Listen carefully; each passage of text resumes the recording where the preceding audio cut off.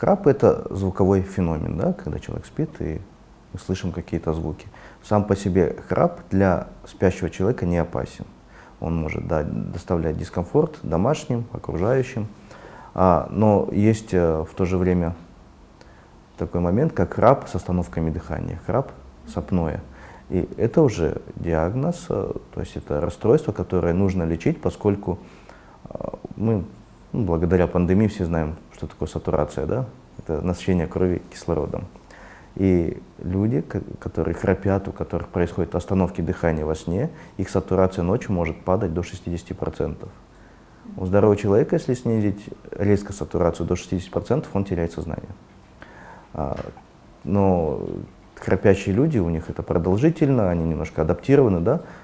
Хотя их мозг, можно сказать, да, что кратковременно умирает, да, каждую ночь. И поэтому утром они просыпаются очень уставшими, злыми могут, с головной болью, с повышенным давлением. Да? Плюс ко всему, вот это апноэ сна, остановки дыхания часто приводит к смерти во сне, поскольку это очень высокий риск получения инфаркта во сне, инсульта.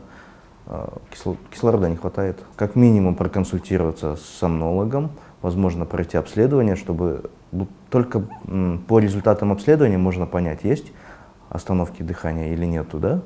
И влияют они на здоровье или нет. Кроме инфарктов, высокого риска инфарктов, есть еще такой аспект, как до 30% разводов происходит из-за храпа, считается. Ну, так коротко постараюсь вам объяснить.